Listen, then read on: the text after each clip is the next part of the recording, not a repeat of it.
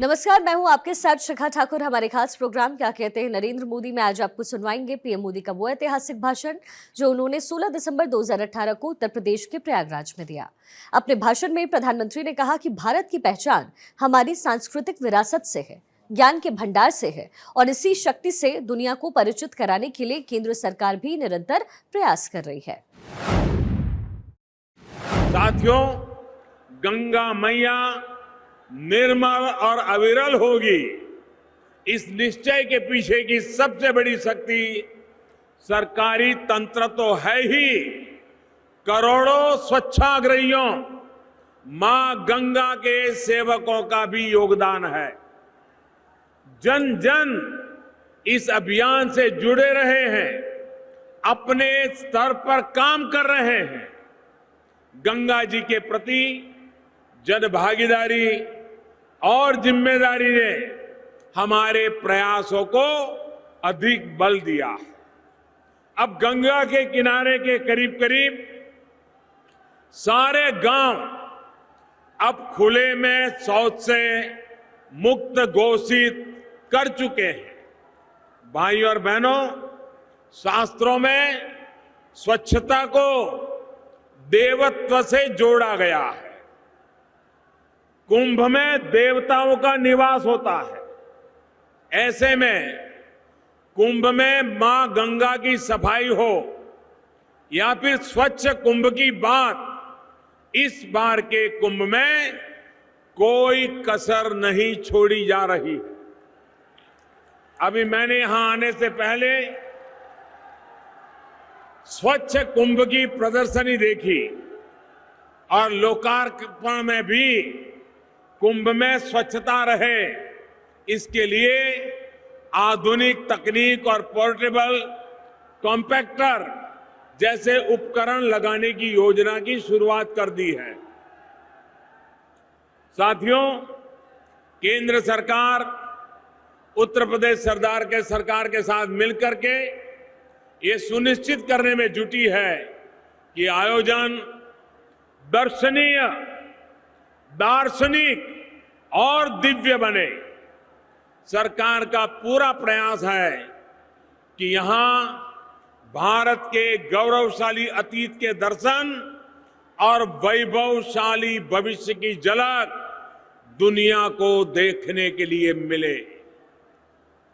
मुझे प्रसन्नता है कि सरकार के इन प्रयासों में प्रयागराज का एक एक नागरिक जुड़ा है। अपने स्तर पर अनेक प्रयास आप सभी कर रहे हैं।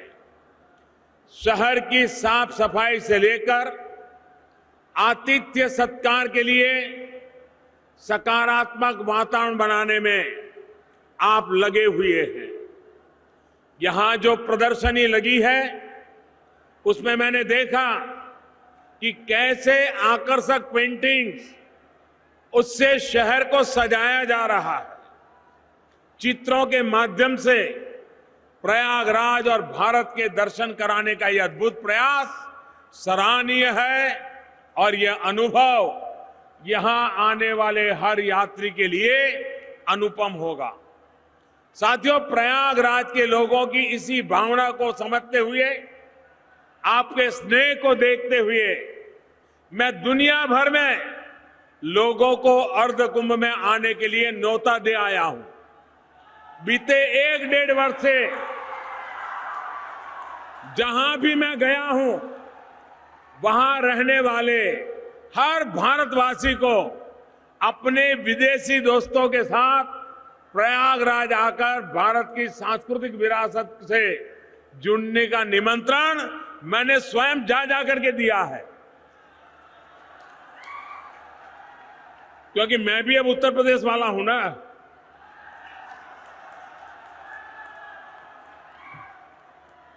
आपने देखा होगा, कल ही यहां संगम पर 70 देशों का झंडा लहराया गया। 70 देशों के भारत में नियुक्त प्रतिनिधियों ने, राजनयिकों ने पूरे कुंभ क्षेत्र का दौरा किया। यहां के अद्भुत वातावरण का आनंद लिया। इस तरह के प्रयास कुंभ की वैश्विक लोकप्रियता बढ़ाने में और सहायक सिद्ध होंगे। साथियों, इस बार 2 महत्वपूर्ण आयोजन दुनिया के सबसे पुरातन सांस्कृतिक शहरों प्रयागराज और काशी में एक साथ हो रहे हैं। जब यहां अर्ध कुंभ के लिए दुनिया जुटेगी, तब काशी में प्रवासी भारतीय दिवस के लिए दुनिया भर के भारतीय जुटने वाले हैं। जाहिर है उनका भी यहां आने का कार्यक्रम बनेगा।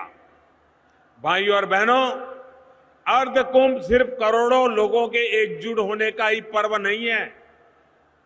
यहां आने वाले करोड़ों लोगों के जरिए पूरा देश, उसमें आने वाले करोड़ों लोगों के बीच होने वाला संपर्क और संवाद हमारे देश को दिशा देता है। कुंभ में आने वाले करोड़ों लोगों के साथ ही करोड़ों विचारों का प्रवाह भी भारत को समृद्ध और सशक्त बनाता है। कुंभ का पर्व भारत और भारतीयता का सबसे बड़ा प्रमाण है। ये पर्व भाषा, भूषा और भिन्नता को खत्म कर एक होने की प्रेरणा देता है। ये पर्व हमें जोड़ता है। ये पर्व गांव और शहर को एक करता है। एक भारत श्रेष्ठ भारत की सही तस्वीर यहां दिखती है। ऐसे में हमारी जिम्मेदारी है कि यहां आने वाले हर अतिथि का हम खुद ध्यान रखें। ये आयोजन सिर्फ श्रद्धा नहीं, देश की प्रतिष्ठा का भी सवाल है।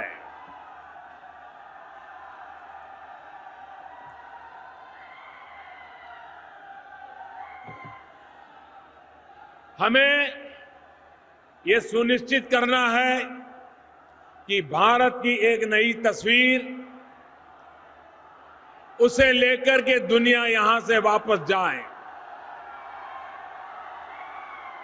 इस दौरान दुनिया भर के हजारों छात्र यहां की मैनेजमेंट के बारे में सीखने पढ़ने भी आएंगे। दुनिया की सबसे बड़ी मैनेजमेंट यूनिवर्सिटी इस आयोजन की विशालता, विविधता और सफलता पर बच्चों को मैनेजमेंट के गुर सिखाती रही है। साथियों, भारत की पहचान हमारी सांस्कृतिक विरासत से है, ज्ञान के भंडार से है। इसी शक्ति से दुनिया को परिचित करवाने के लिए स्वामी विवेकानंद समेत तमाम महर्षियों ने अपना जीवन समर्पित कर दिया। बीते 4-4.5 वर्षों से केंद्र सरकार भी ये निरंतर प्रयास कर रही है कि संसाधनों के साथ साथ देश की सांस्कृतिक और आध्यात्मिक विरासत का भी प्रभाव बढ़े।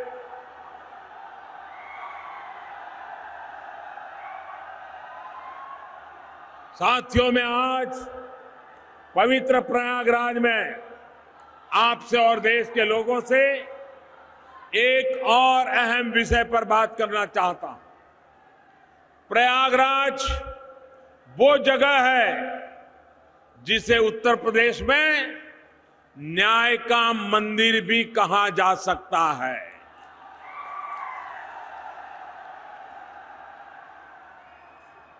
बीते कुछ समय से जिस तरह एक बार फिर न्यायपालिका पर दबाव का खेल शुरू हुआ है, उस स्थिति में देश को, आज की युवा पीढ़ी को सतर्क किया जाना बहुत आवश्यक है।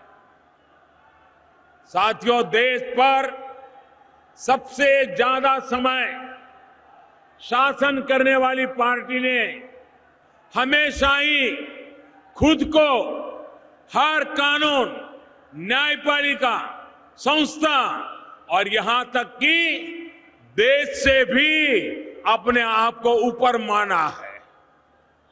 देश की हर उस संस्था को, यहां तक कि संवैधानिक संस्थाओं को भी इस पार्टी ने बर्बाद कर दिया, जो उसकी मर्जी से नहीं चली, उसके इशारों पर काम करने को, झुकने को तैयार नहीं हुई।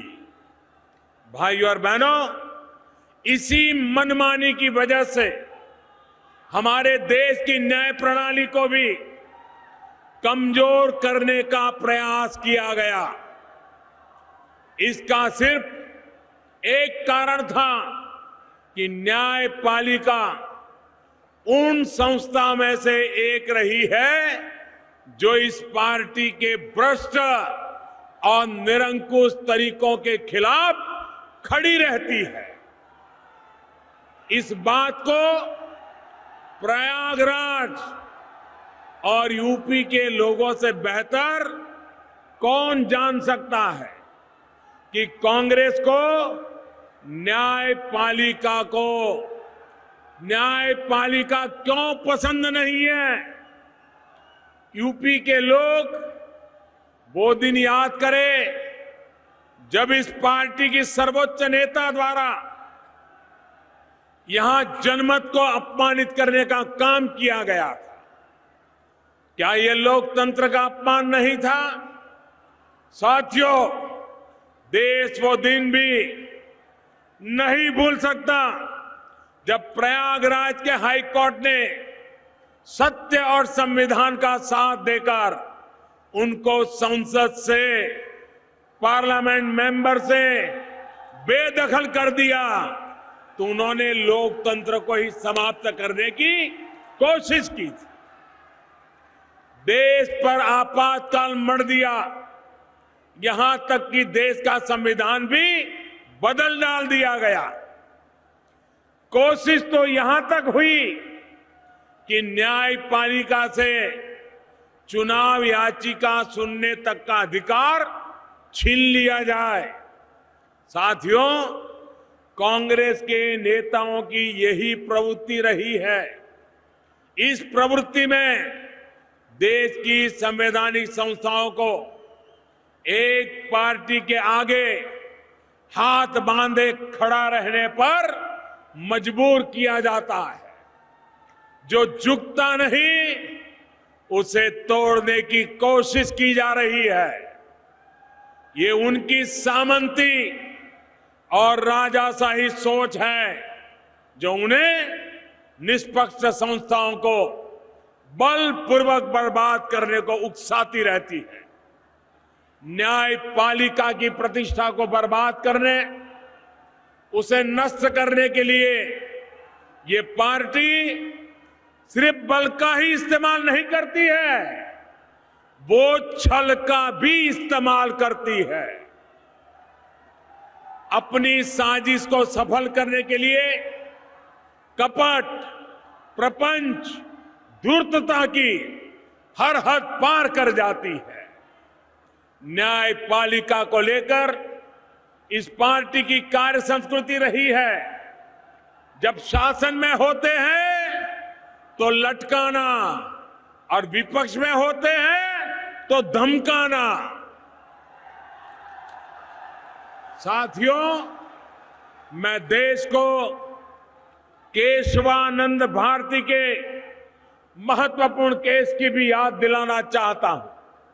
इस केस में फैसला सुनाने वाले जजों ने जब दबाव में आने से इनकार कर दिया, तो बरसों से चली आ रही न्यायिक परंपरा को ही बदल डाला गया।